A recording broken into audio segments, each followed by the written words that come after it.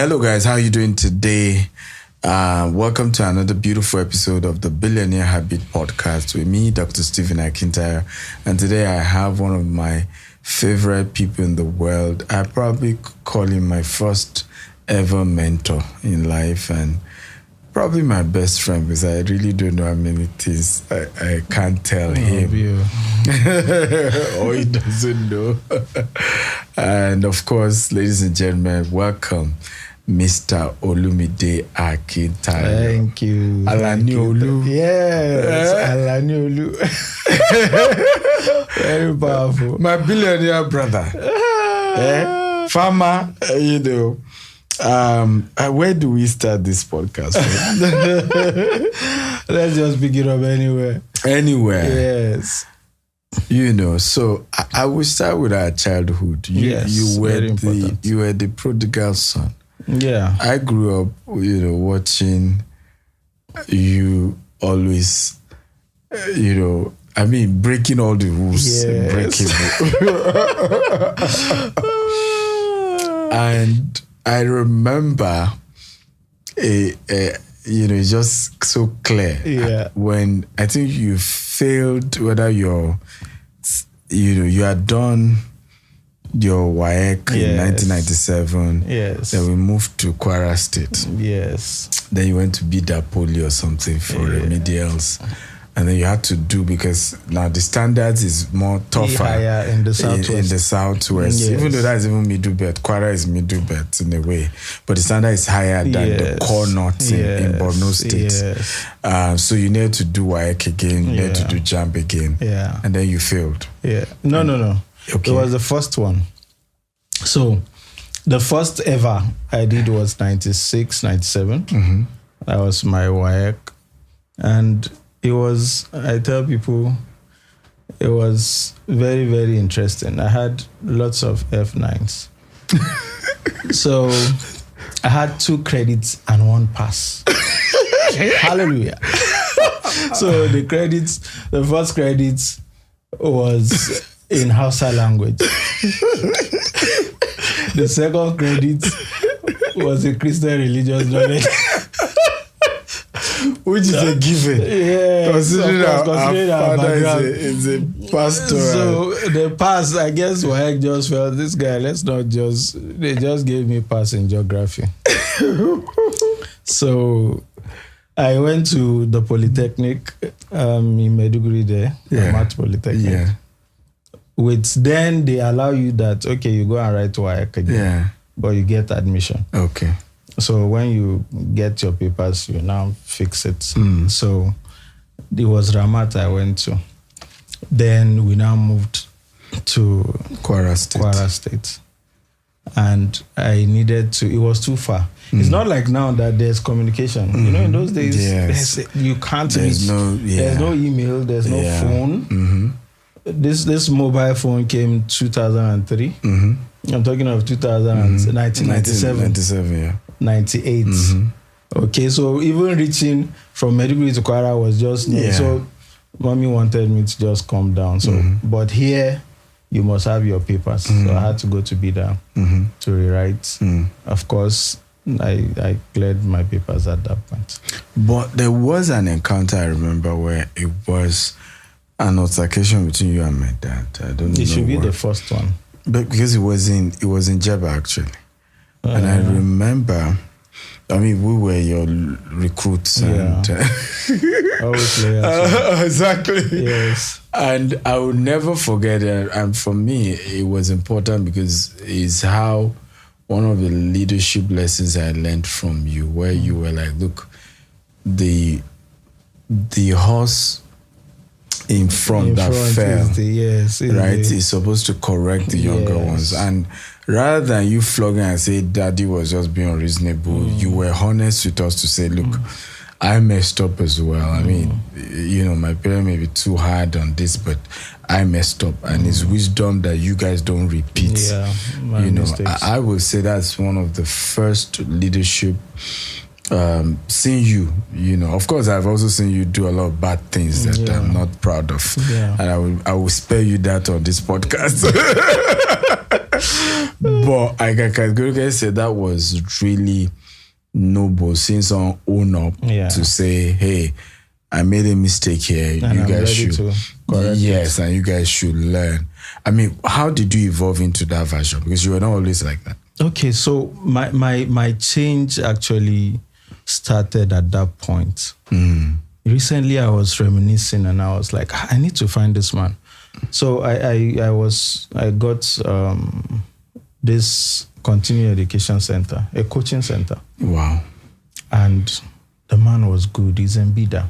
Yeah. That was what took me to Bida now. I went for... Maybe he will see you through this. Yes, I really am looking for... I need to reward What's his name? The name of the organization is Continuing Education Center in Bida. Okay. I don't know if it is. In fact, I searched for it on Google. Yeah. You know, it's somebody I want to reward. Yeah. You know, for me, in my academics, that was a changer.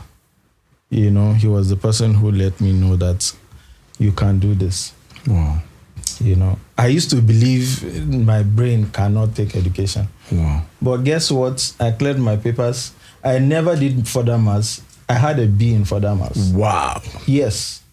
And because of that place, till I finished university, I never read my maths related courses until it's exam time. You were that good in maths? I was that good.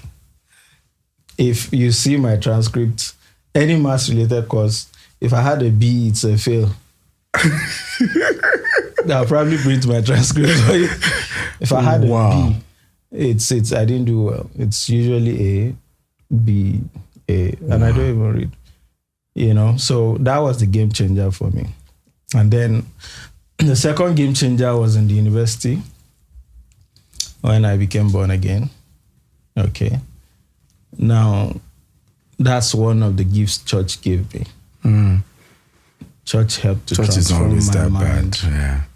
My mind. You know, and I'll give it to two people who laid foundation for me, Bishop Oyedepo and Pastor Sam Adeyemi. Reverend Sam. Okay. So I was in the university. I was new, born again, and one of my neighbor was a Daystar member. Then there was cassettes, not CDs. It used to be so cassette. She had lots of his cassettes. You introduced me to Reverend Sam. Yes. So luckily, he's also on radio. In the morning, we had this red lamp that is cassette player also that we used to use in those days. So I would listen to him on radio. Gen Zs don't know what we're talking. I don't know. I would listen to him on radio. I would hear his cassettes, you know, and Bishop Oyedepo's cassettes. I didn't forget the two ones. I mean, I ate those cassettes. Bishop's one was Launch Out into the Deep for a Catch. That's the title. Launch Out into the Deep. It was that.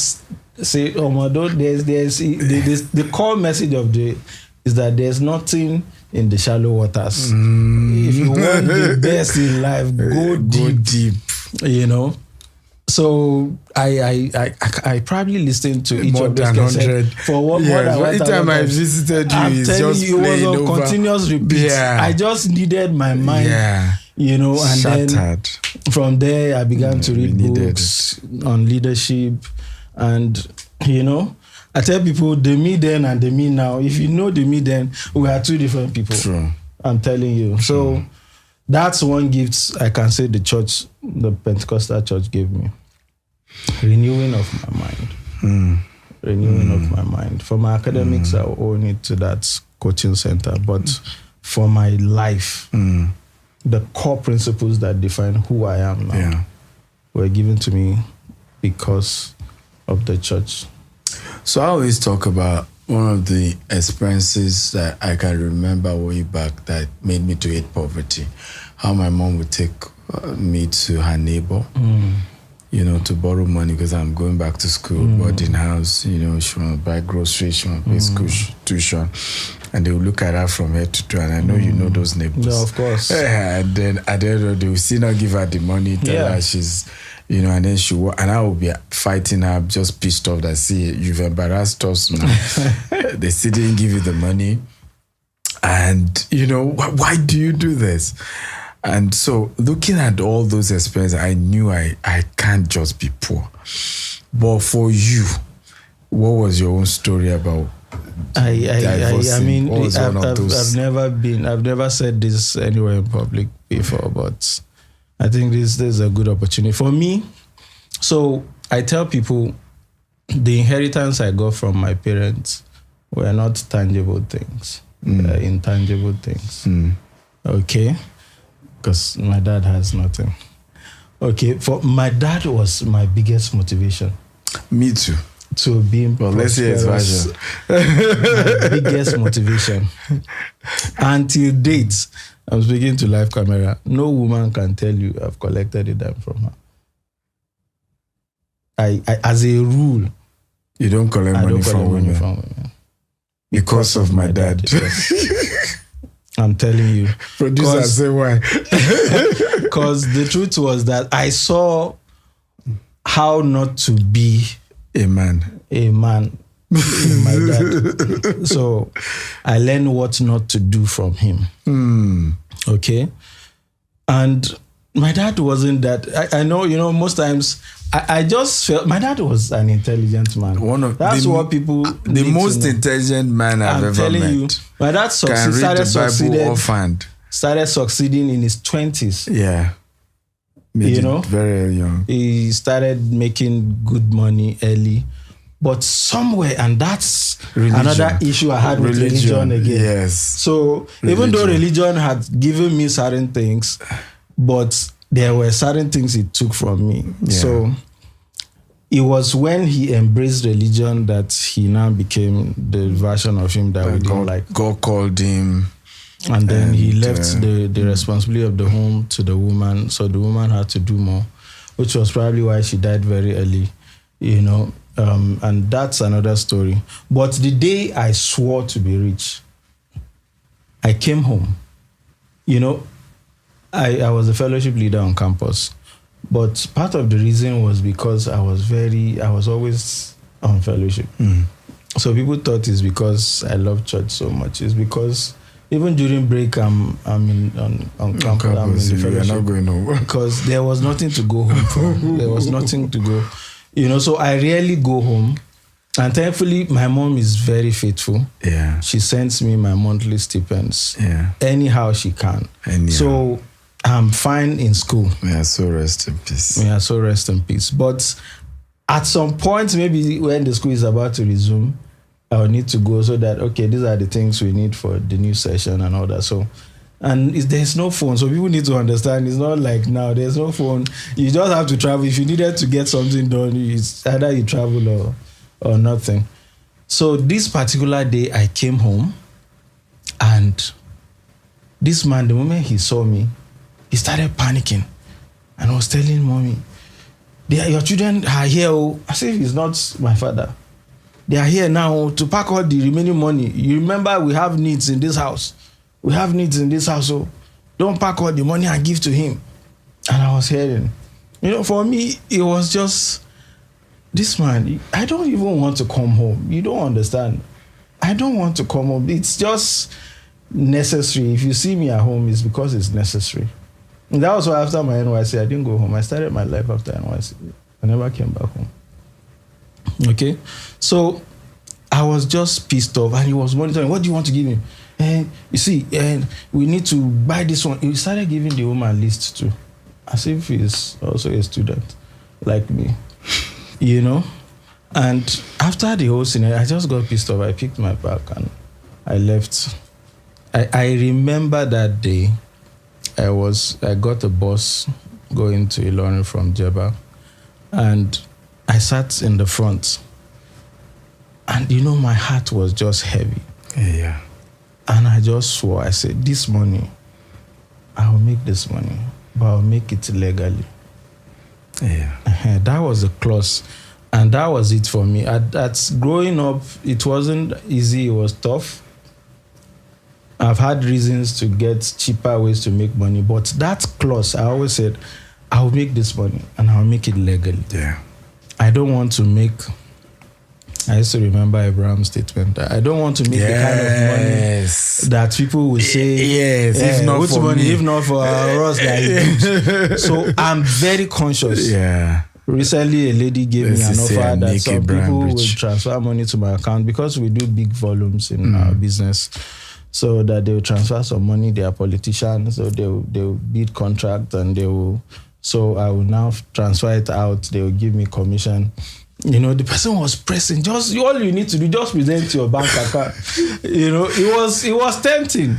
But I said, I didn't do it when I was small. Exactly. It's not now. I mean, what do I want? Yeah. You know? So at that point, when we were going on that journey, I swore. And that was it. I decided I was going to give it all. And even though I had failures, every time I fall down, I will rise up again. I'm telling you, I will rise up again. Yeah. We have that in common. We are doing not too badly. We are doing not too badly. Wow. You know, one of the another encounter I will never forget was my mom that died, and your wife was pregnant. We were all in the same house. Yeah. The only house my mother had, and I think it was like going 2 days we had not eaten. Yeah. And you know, poverty has a way of giving you creative ideas. So you had come up with brilliant idea. You had a friend who has a vegetable farm. Yes. And you had this concept, okay, I'm going to dress in suit. I will take, you know, what we call a bag, you know. So apologies for derogative word of Ghana must go. Ghana must go back. And then you were going to be putting vegetables there. And then since in Otta, there are a lot of factories and they have big cafeteria, you know, you're going to go to each of them to convince them you want to sell vegetables to them, graduate in suit with selling vegetable. I came up with, of course, I was going to be going to 20 schools, trekking to 20 schools in Otta to sell bulk SMS. I had my strategy. And I mean, what was going through your mind in that entire experience? So there was something you said before that trended many years ago. Okay. That you can't be two things at the same time. Yes, poverty and pride. You can't be poor at the same time. So permit me to remix it. Please, remix it. You cannot be poor and not have mouth. You can't. You can't have the two together. If you don't have money, at least have mouth. Okay, and it's my message to young people. Yeah, you know, most times young people. I'm passionate about young people. It's true. You know, our life is a proof that you can start from nothing. Nothing. I can tell you, nobody can stand today and say, if not for me, for this boy. Yeah. Nobody. I'm saying it's life. So we had nothing. And thankfully for mommy. Yeah. You know, my mom, you know, our house, you are much like mommy. Yeah. God bless her. So we picked lots of her traits. Yeah. My mommy is the one that embraces everybody, but she makes sure she doesn't take us to anybody. We always manage whatever we had in the family. You know, like people send their children to one family to take care of. We never had that. But others will come. Even with the little we had. Yes. Once you don't mind what we offer exactly. our house is open for you. You can sleep anywhere. You understand? We can. I think at some point we ate in one room. Several everywhere. It was a two-bedroom. We sleep on single seaters. This is our bed. So our furniture is always bad. Okay, so back to that point. Yeah. You know, for me, do you know the farm guy? I didn't know him. Really? I didn't know him. It was because of in the course of looking for, you know, when there wasn't nothing, I was into marketing, but it wasn't enough. Mommy has died. All the siblings are with me. So the bills are big. You are the only one that is hustling, you know. So we just needed to be creative. So I just thought, okay, what is common to Otta? And it was factories. There are lots of factories. okay, what do I have as life has given me that I can offer to this factory? I said, agri commodity, agri products. Okay, let me go look for where I can get those products. So I went on a search. I met this guy who is a vegetable farmer. And he will plant and be looking for market women to go and buy. And I gave him offers he can't resist. I say, I have my laptop and camera from real estate marketing that I was doing that time. So I said, what if I decide to help you sell all these your vegetables? You know, that's going back to why I say you must have mouth. If you don't have money, you should be able to use your mouth like this to make something happen for you. True. Okay, so all I had was my mouth. I didn't have the money, so I went to use my mouth to talk to the farmer. Mr. Farmer, you know, everybody runs away from marketing, but everybody needs to be a salesperson. True. That's the truth. True. Okay, so I gave him an offer. We are going to help you sell your... I said, oh yeah, now. Because I've learned that from selling real estate. Real estate is even tougher than vegetable. So it was easy. I used the camera to capture the farm, you know, and I began to knock on each factory. I wore my suit, put the vegetable farm on my laptop, you know. So when I arrive, I will say, we have a product for you. So they think it's bankers that want to give them loan. Say, yes. Oh, yeah. So you sit down. So I'll just open the laptop and they will see vegetable. Just buzz into like, are you serious? And you know, I never got a single no.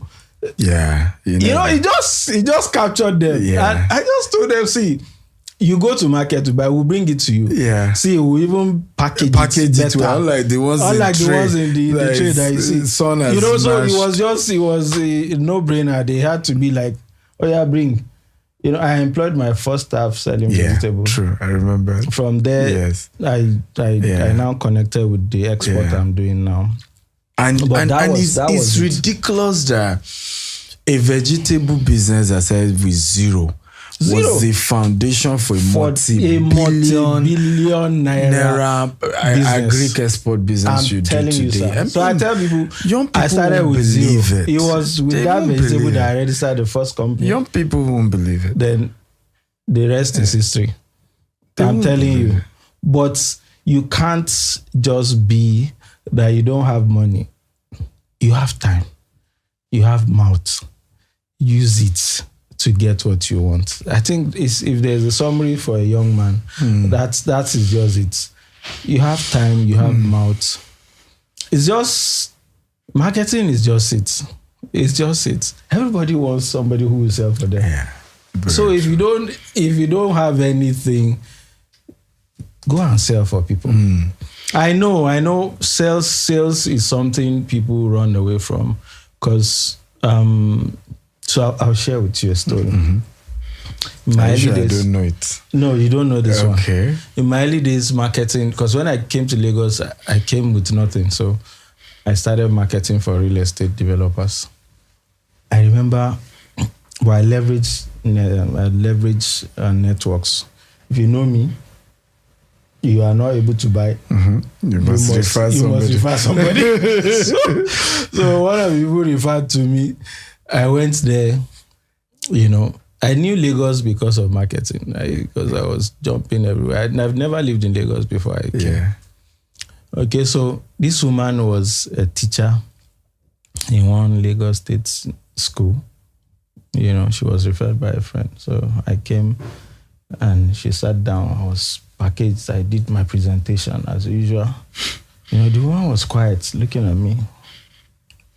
After I finished, you think that my message was entering her and she was really ready to buy.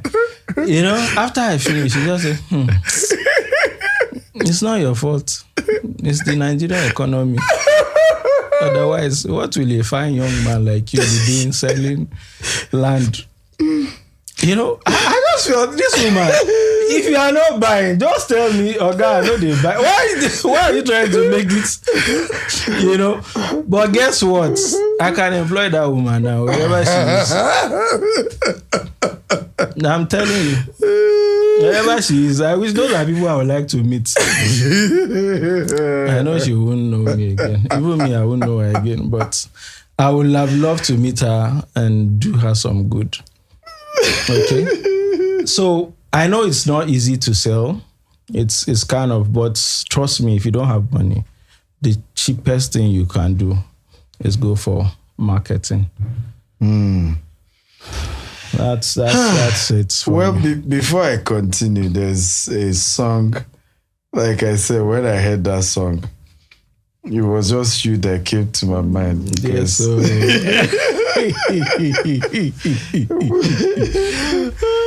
because I just knew this is my brother. I wonder why you are not the most famous in my family, because you are fun. Okay, I'll tell you why. Why? The truth was that somehow. So let's hear the song. That's the song.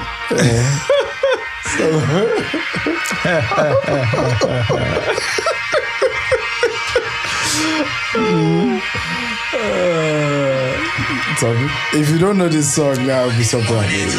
I mean, while I'm making money. My haters.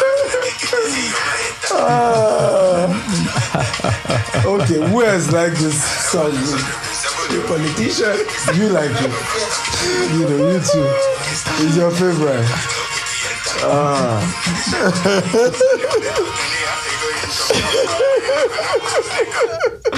When I heard the song, I said, this is my brother's kind of song. In fact, I've made up my mind that before you leave today, they will play the song, you and I will dance with it, and it will be what I'll post on social media.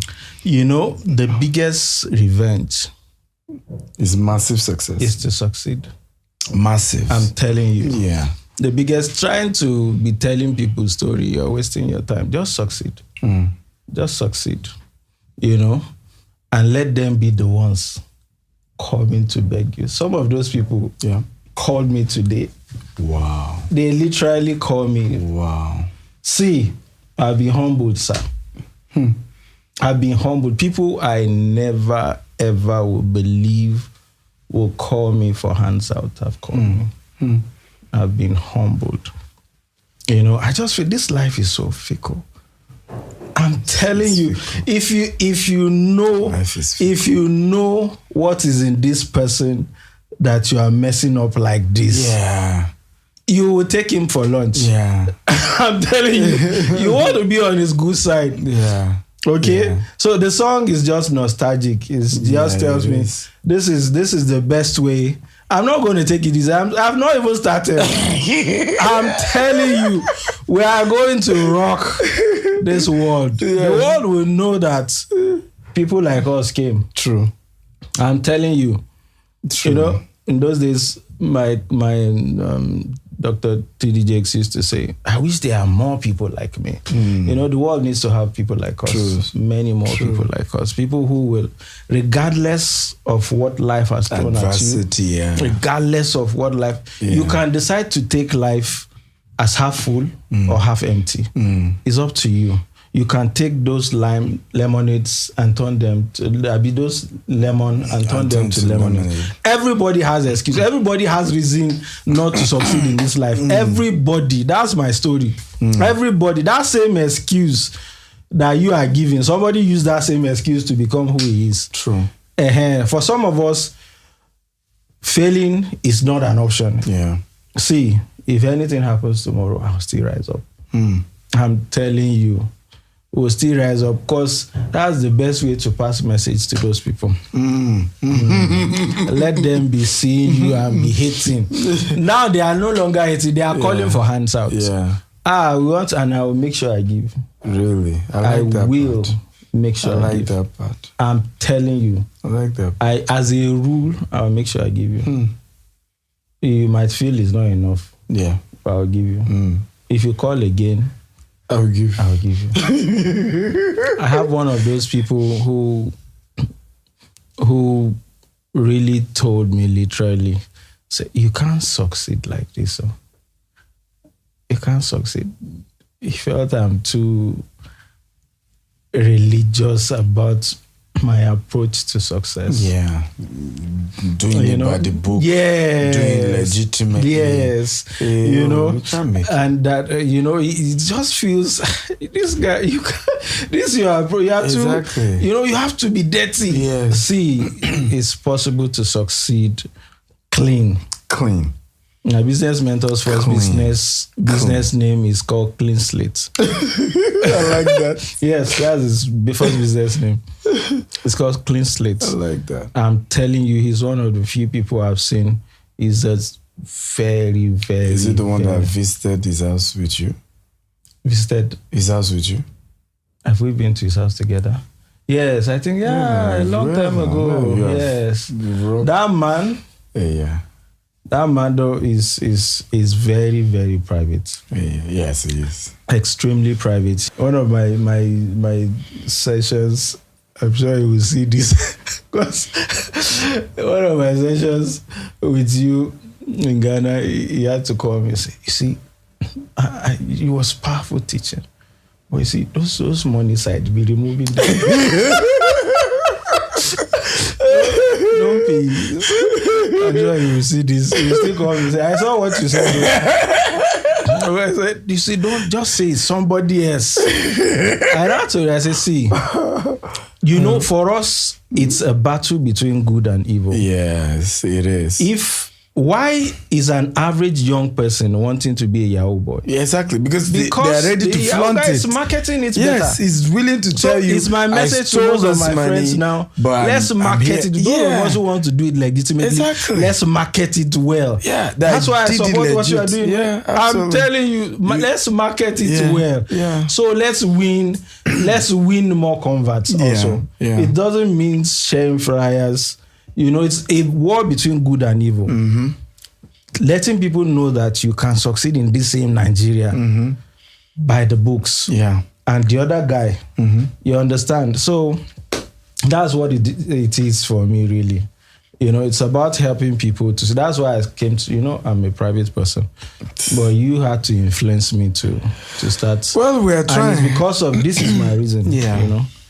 I would just have to win more people and help more people. I mean, it's important because if people are doing legitimate things, are bold, they're out there, you do illegitimate, people are laundering money, people are doing all manner. Yeah. They're bold. Politicians are stealing money, they're bold. Yeah. Right? Literally, a politician with claim he's ready to put fire in another politician's state. Yeah. They are bold. Then you are doing legit things. And then you're like, we don't want it to be. I mean, the Bible says the righteous shall be as bold as a lion. Yeah. Right? You have to understand that the social media world game is about boldness, it's about audacity. Yeah. Right? And even if people are audacious about wrong things, more people will follow them in the nonsense. And if you're audacious about the right thing, more people will follow you because you're on the right path. And we have to push that. Yeah. One of the, again, I mean, people should be careful not to assume me and him are not always on the same page. That's the truth. Right? That's the truth. But at some point, I think our core got us a lot more closer and closer. And I want to mention one of those experiences where my respect for you really rose, and it became why in family meetings I'm like very much in support of your decisions. When my mother died, the gratuity that was given, and we've run a culture in my family where the older gets higher. So everyone would ration food, right? So he gets more, followed by the next. I'm number 3. And then Daddy gets the biggest. Followed by mommy, then me. So it's been the culture. And then here my mother died, and retirement, or is it gratuity, you call it. And you decide to split it 5 places with the 5 children. Yeah, equally. Equally. And you were playing the role of my mother, you're playing the role of my father because my dad is still alive, but he's not financially responsible. So you're playing that role. You literally had what it takes to have said, you know what, I will take 50%. I'll share the remaining. I'm paying the bills. Yes, I'll share the remaining 50% with you guys. Why did you do that? Because for me, that was one of the. I'm putting this out there because there are families, there are leaders, and who happen to be firstborn, and who need to know that, because I mean, we'll get into that because I lost my own version of that money first. And I did before the rest of you, and course. You were really mad at me until when you lost your own too, before you realized that. Welcome to the club. But why did you do that? Okay, because so I'll answer it in two ways. Number one, I think over the years, I have gotten to discover one of the things I call my superpower. Okay. Yeah. It's my ability to be very, very, I think I have a very strong financial integrity. You do? It's because as I go in business, I discover people struggle with it. So I decided, I think this is a superpower. Let me just embrace it. Okay. This is the second, I believe there's nothing anybody has that I can't have. Okay, so I would rather be interested in what is my own than what is another person's own. Even if their own is more. Even if I don't mind. Yeah. But what I can do with this my own is what I wanted. Okay, so that's why that my own, I won't play with it. Your own to hold it. Okay, it's just the nature in me. I felt we are equal. This is like the only inheritance we ever got. If we can say we got inheritance now, that is it. Put everybody on the same level. Let everybody not, family is very sensitive. If I have done it the other way, tomorrow, some of my siblings will be saying, you say it was because he had the better advantage. Exactly. Now they can't say that. Yeah, true. If they want to say it, you of all people will come for anybody. Okay, so I think it's because of that gift that I call take somebody's things doesn't enter my eyes. Yeah, it's just one funny thing. Was that something we were taught by my mom or my dad? Because most of us have that in the family. Not all, but not all. But at least you and I share that. Yeah. We just don't get moved by it. At all. It doesn't matter how much. At all. I can't, and sometimes I wonder whether it was. You can show me $20 billion today. If it's not my money, you know the funny thing? Just don't. As we are sitting now, a heavy money can enter this place. Yeah, my account now, and nothing will change in my lifestyle. I won't because of that. Go and buy one shoe. You won't know. One shoe. You won't know. Because it's just so that's why I call it superpower. Because over the time I've learned to see that as I go further, that people are struggling with it. Okay, and that is one. Number two is that as leaders we must learn accountability. Yeah, it's one of the things that I feel our people in the North lack. Most of my business in the North. I tell people why did most of the statistics that says Nigeria is poor, most of those statistics from the North. Yeah. And why poverty thrives in the North is because the people in the North don't hold their leaders accountable.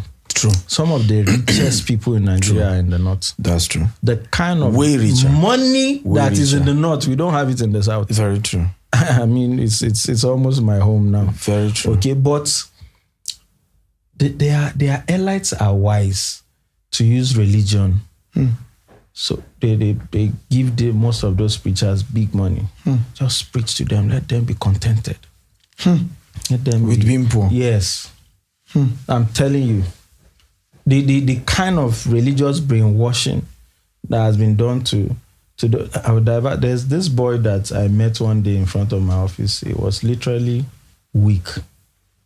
Very, very weak. And I thought he was sick. So I asked one of my staff, please take him to the hospital and go and treat him. On the way, he told them that nothing is wrong. He's hungry. That he needs food. So my staff had to come back. God, this guy say it's not medicine he needs, or it's food he needs. This boy, Stephen, is not up to 7 years old. Jesus. It's between 5 and 6. Jesus. He's fending already for himself. So from that day on, I decided, okay, I'll adopt you. Every day you will eat from me. I took him to a restaurant, say feed him every day and send me the bills monthly. So I did that for year 1, year 2. The 3rd year, I just felt, this guy, is he how he's going to continue? Exactly. Just eating. Okay. Boy, come, go and help me get your family. I want to put you in school so that you can be educated. Before I learned, the boy said, they won't agree. I said, what do you mean? I'm not even asking you to say, go and bring your people. He said, no. Do you know, that was what started with me and that boy. He refused to bring his people. I saw him some other time. I'm telling you, 7, 6, 7. That boy. He says they won't agree. Many years ago, I said, days later, I said, this boy, I told you to bring your family. Said, I told them, they said, no, that they won't agree. Okay, so the leadership, this is a leadership podcast. It's key as leaders to learn accountability. And if our leaders are not accountable, we need to hold them accountable. That is when revolution will happen in the northern Nigeria. The day the northern youths, you see what happened?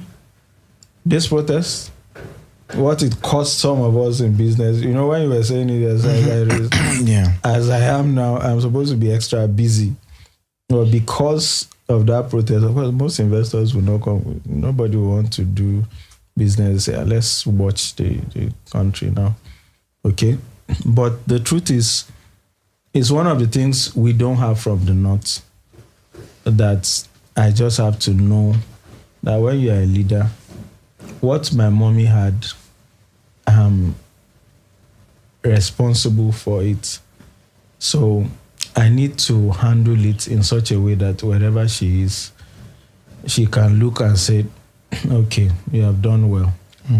You know, a day before she died, hours before she died, I saw her in a dream.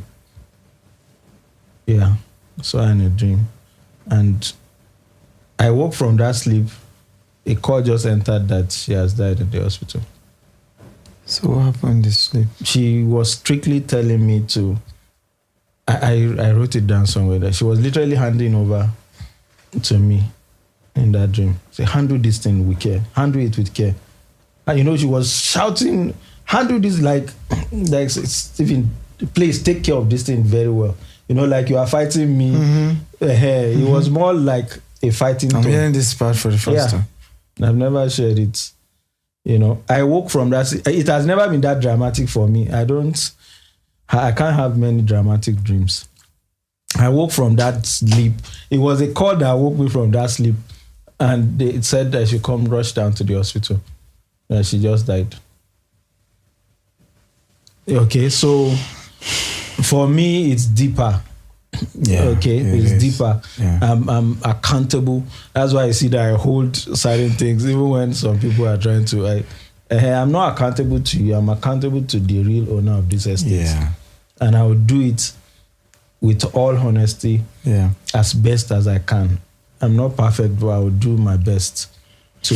There was a part of our journey that I later got to hear, that on the day we were burying my mom, some of our siblings came to you that we're not going to put her coffin in the ground of the house she built, the land she bought, that house belonged to their mom.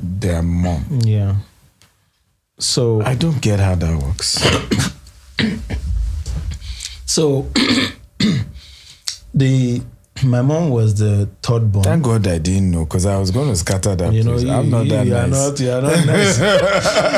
I'm much more diplomatic than you are.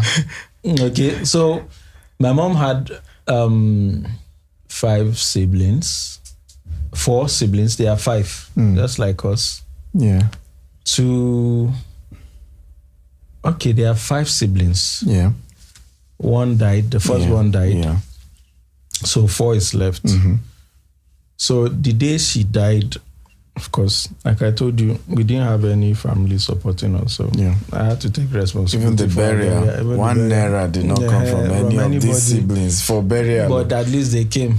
You know. So came to collect the land, not for the burial. So you think that it was for the burial. So we have dug the grave, and they have done, it was supposed to be they have done the program. We were supposed to drop her. But I think we dropped her. Because I was the one that brought the coffin. Yes, we were supposed to drop her. But after the dropping, then they just summoned me that they shouldn't cover the grave yet. So they called me and were like, at least there's one person alive who wasn't happy. The wife of the oldest at that time. She's still alive, and I knew what she was almost crying when she was like, this is bad. And these people, I mean, they are shameless. I won't forget. Yeah. Dio's mom, she was almost in tears that these people are so shameless. So, and then they called me and said, well, we are aware that our mother has a land. And from what we gathered, this land belongs to her. Okay. And this is another message for those of us, because we are there now. Yeah. That as your children begin to grow, begin to expose them to what you do. Yeah. Let them know. Yeah. The truth was that the documents of that land had been with me since 2002, 2003. And she died 2009. Yeah. It was just one day, the way she walked out and down. She just walked out. My mother is a strange woman. My mom is the most hardworking woman, I can say it boldly, I've ever met. Hardworking, tireless. We probably, myself and Stephen probably picked that part of her. Yeah. Tireless woman.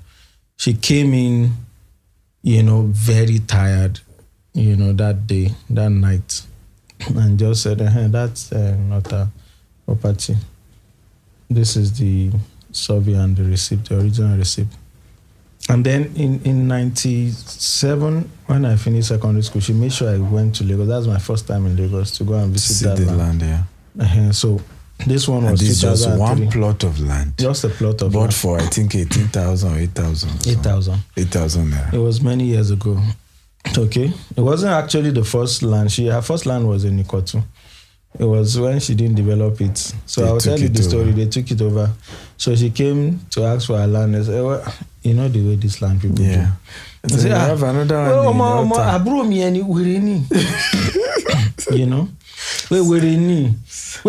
They are together. Forget. They planned it together. So they compensated family, but from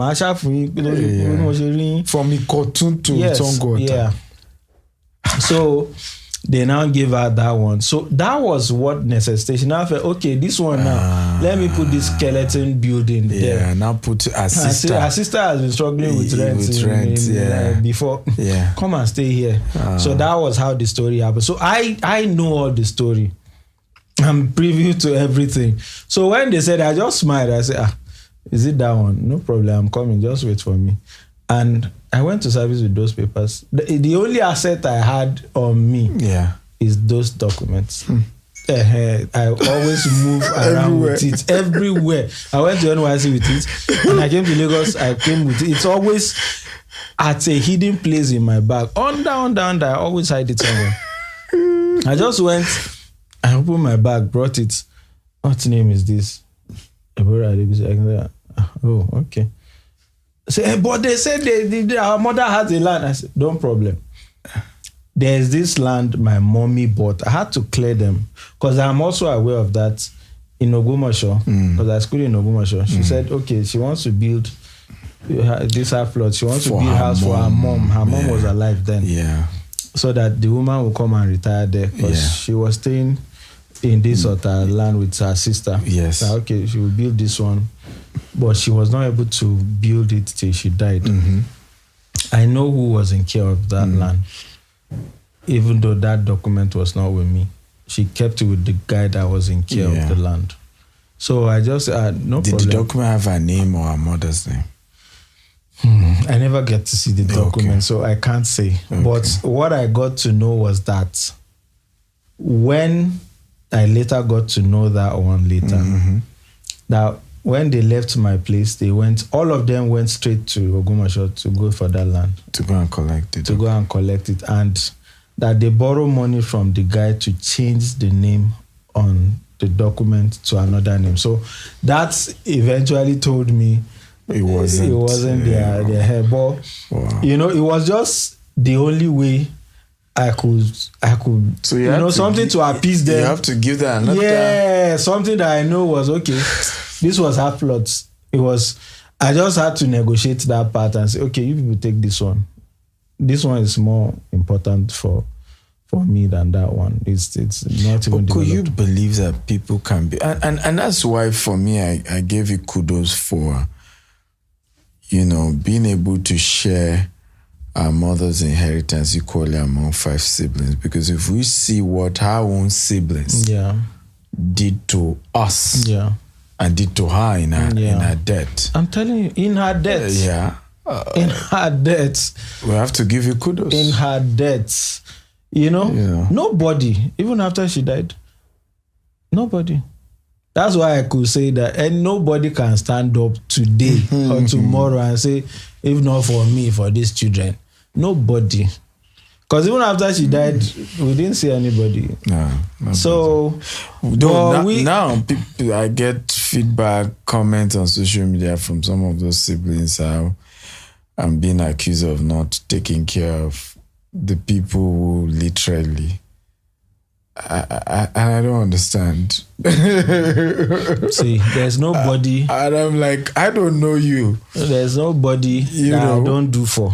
I don't know. You are the first son. And I'm just saying. And thank God you're also very successful. Nobody can hold you. They should leave me out. Nobody can hold you. It's the family. Somebody's doing it on behalf of the family. That's what is important. So you can't say that this family is not doing for you.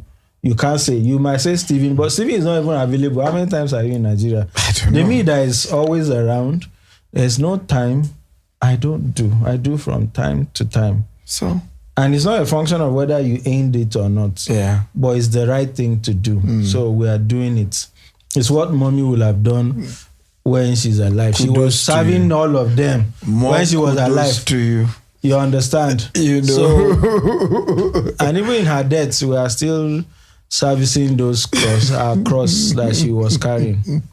That's the truth. My argument is I'm busy with my immediate.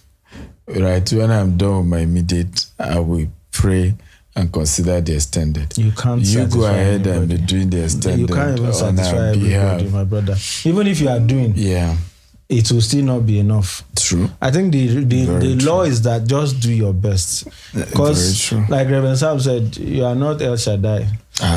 You can't meet everybody's need.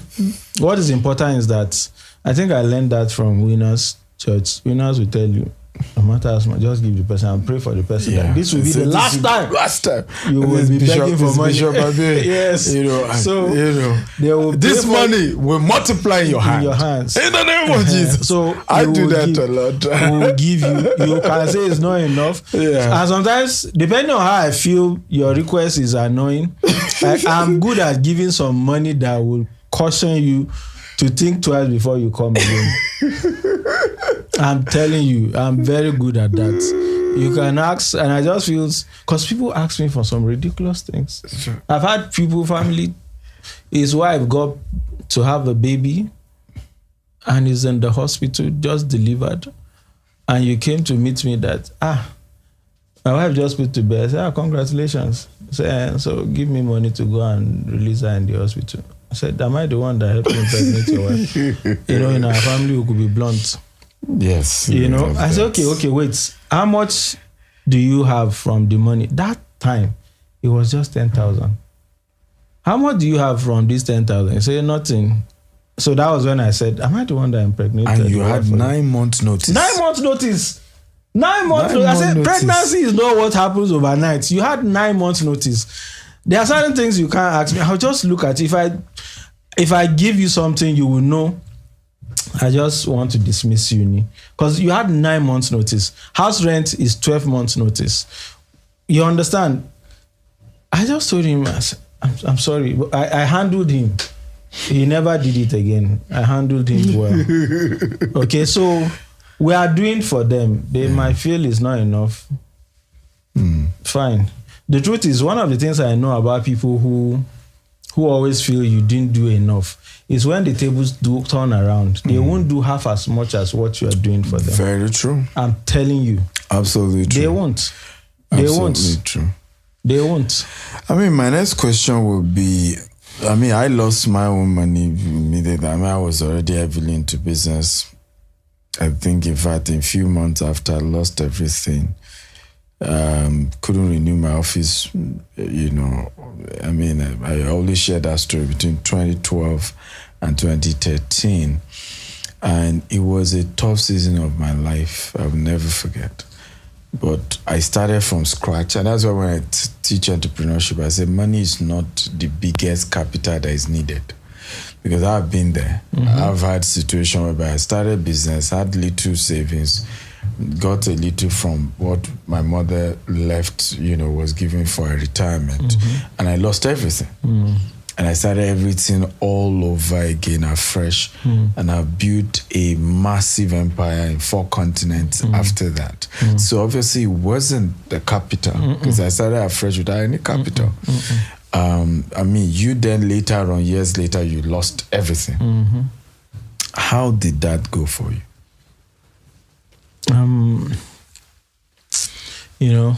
As you grow in business, you understand there something you were saying 2 days ago about if you succeed in Nigeria, it's gonna be easy for you to succeed in many other places. True.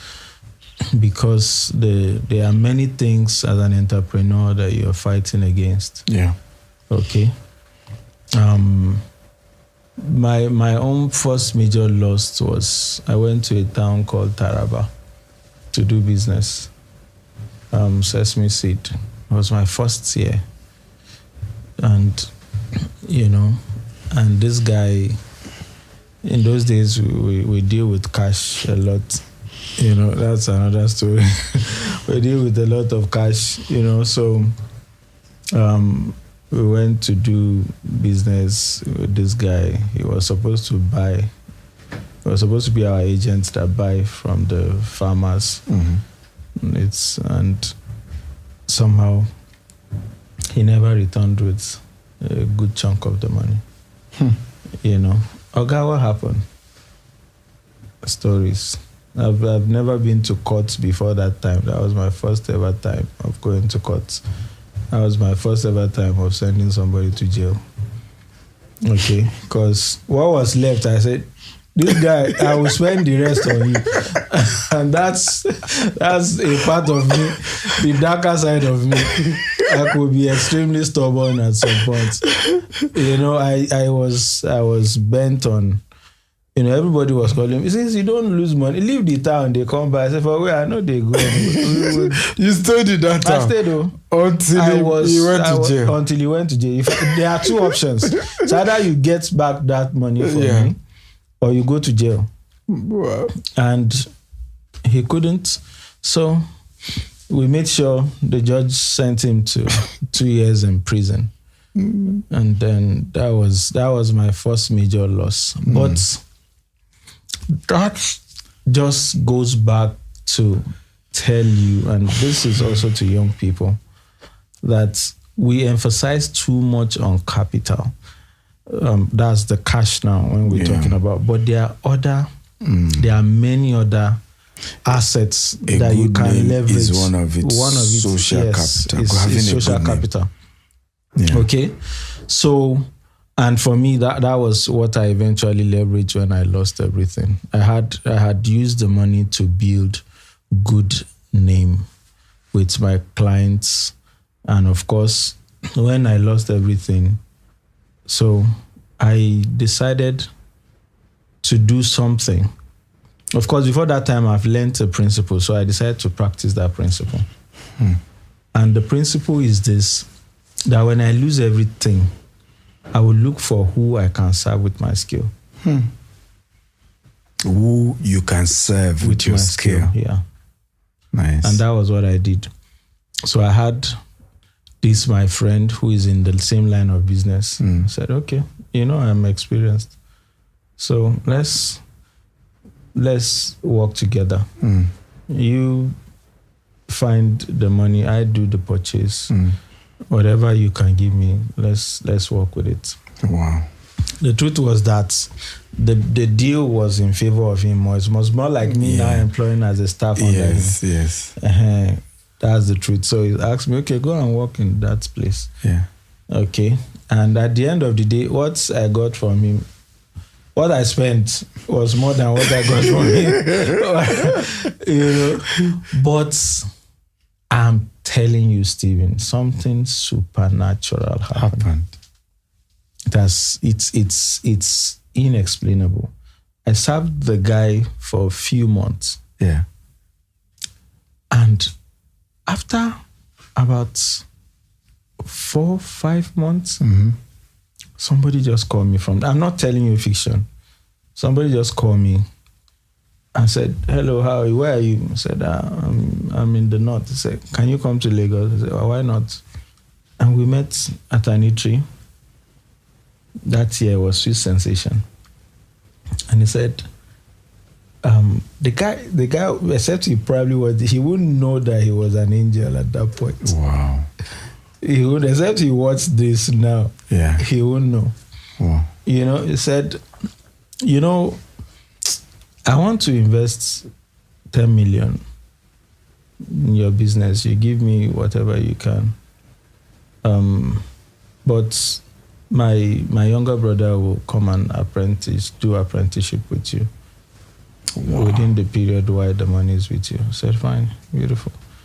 And then, of course, that time, 10 million is not like saying somebody gave you 100 million or something.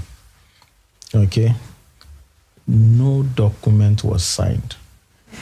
That's why I said it's not natural. No document. We just spoke on that table, shake hands, and that was it. I just saw a lot.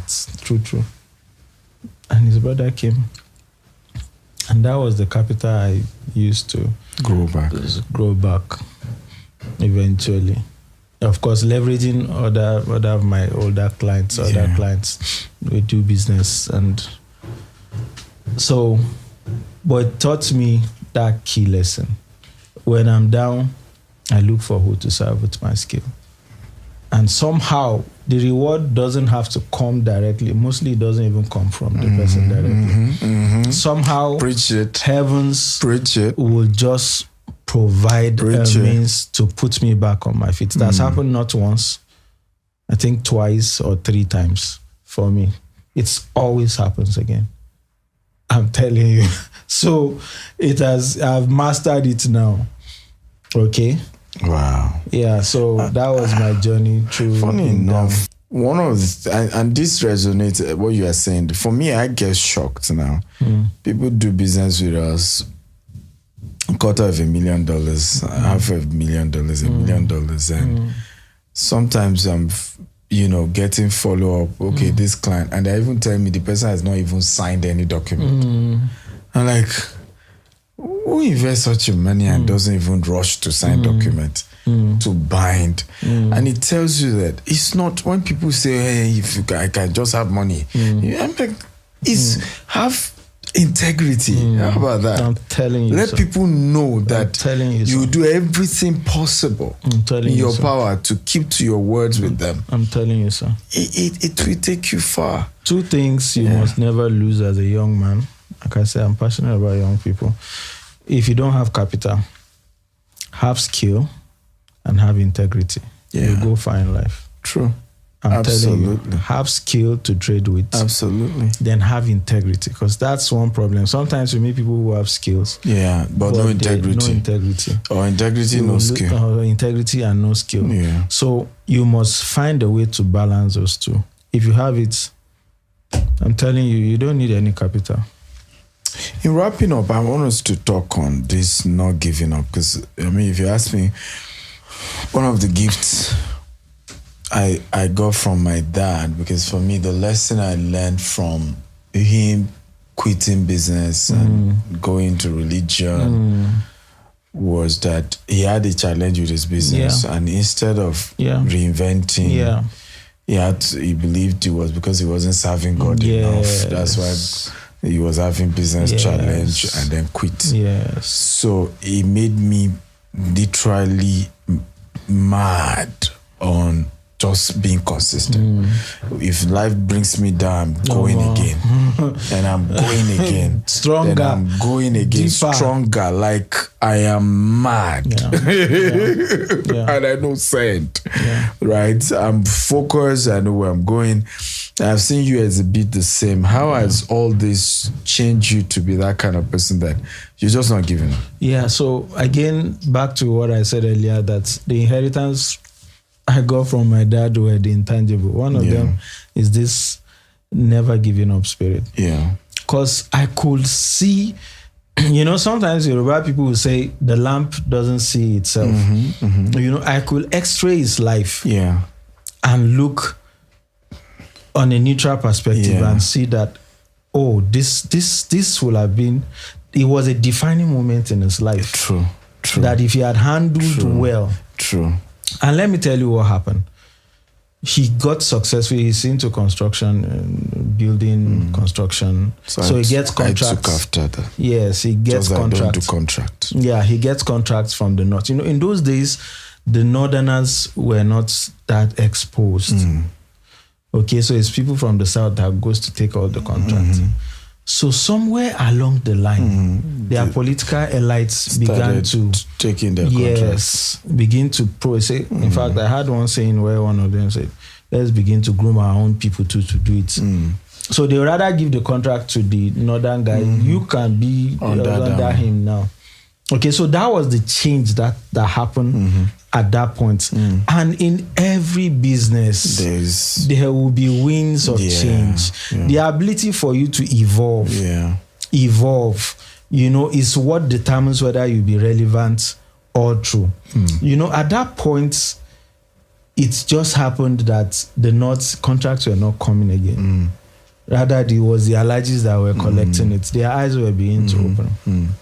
So he did what the typical, that script is still happening now. It is. The typical thing is that you run to religion at that point. Yes.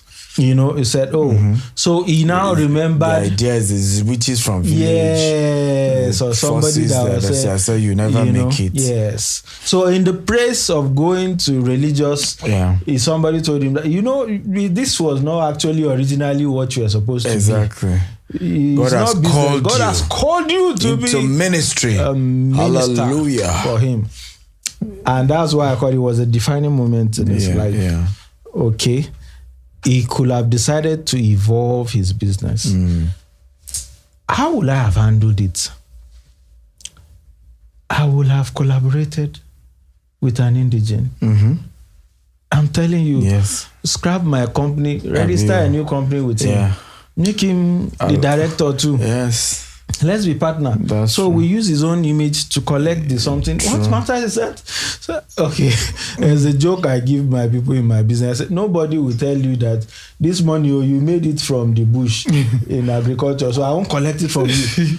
I said, take this money. I said, well, how did you make this money? I say from agriculture. I say, no, I don't want agriculture.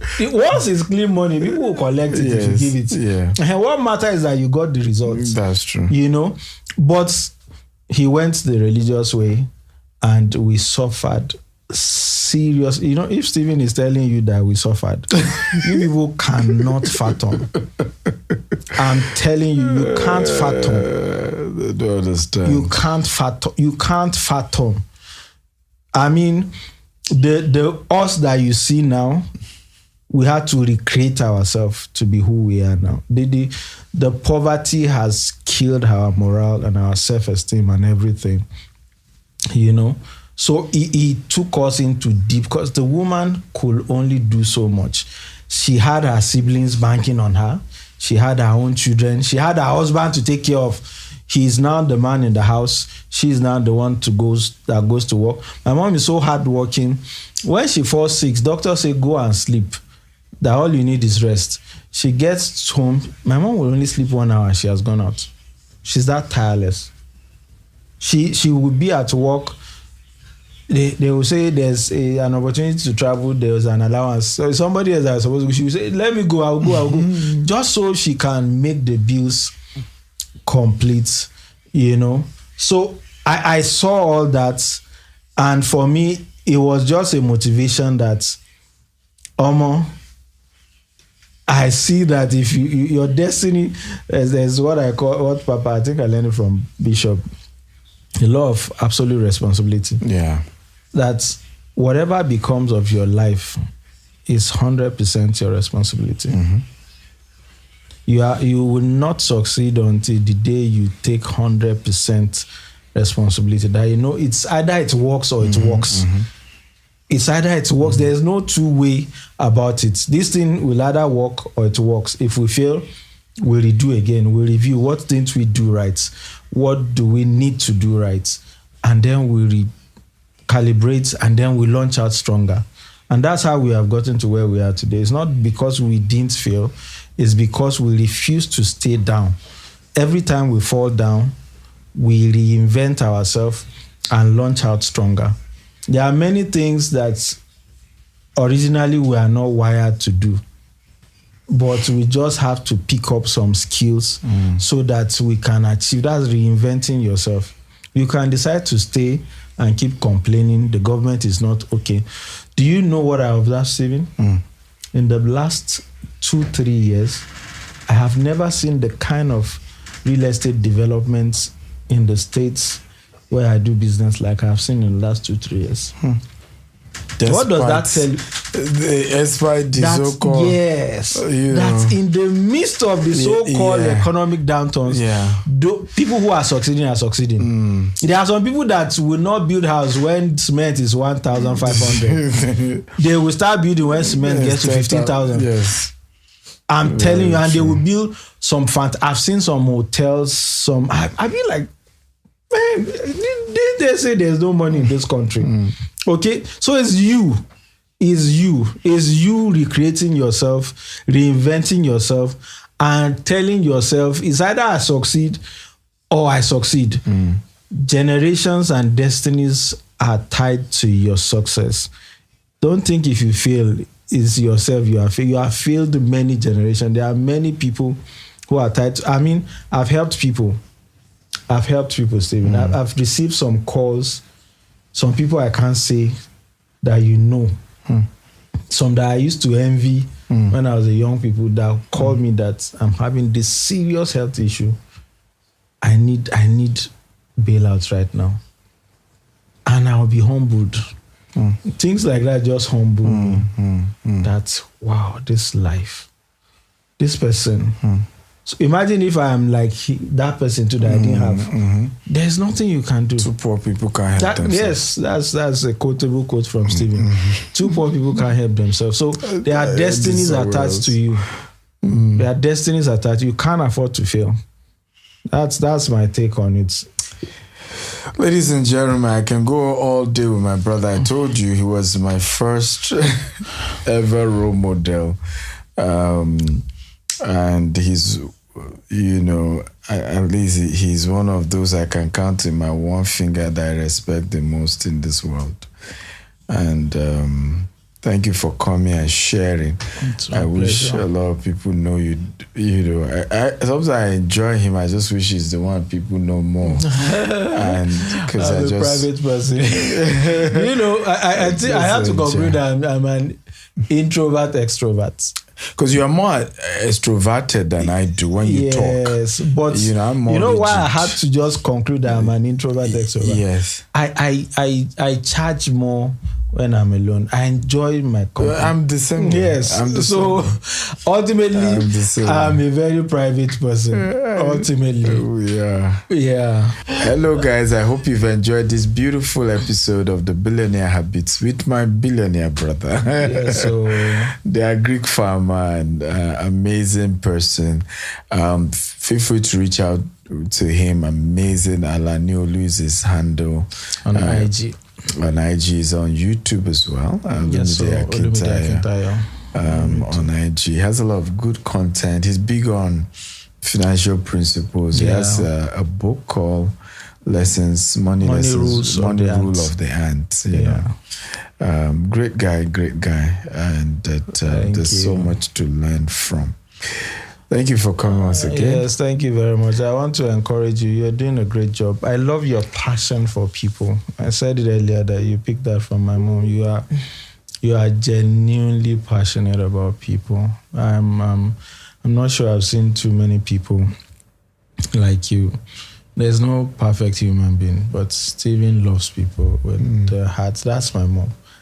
I'm telling you, every time you do some things, I just say, this is Deborah. This is Deborah. My mom is out for people. Yeah. When my mom died, what I thought she has as gold, I took them to the market. They were plastics. She would take care of people at her own expense, which is another lesson I learned from her. While you are taking care of people, take care of yourself. Yeah. So I'm deliberate about giving myself treats.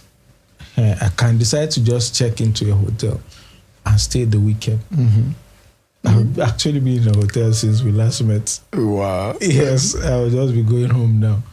I give myself, I don't deny myself, because I give people money. I pay people school fees. I pay people hospital bills. And so it was the mistake my mom made. She was busy taking care of everybody without doing for herself, and forgot about herself. Yeah. So by the time the health issues came up, it attacked her quickly. Had nothing. Because she wasn't taking care. So I told myself I would not make that mistake again. As I'm helping people, it's a good thing to help, but you are a phenomenal guy. I wish there are more people like you. Thank you for your kind words. It means a lot coming from one's older brother. Love you guys. See you next episode. Have a great day. Bye-bye.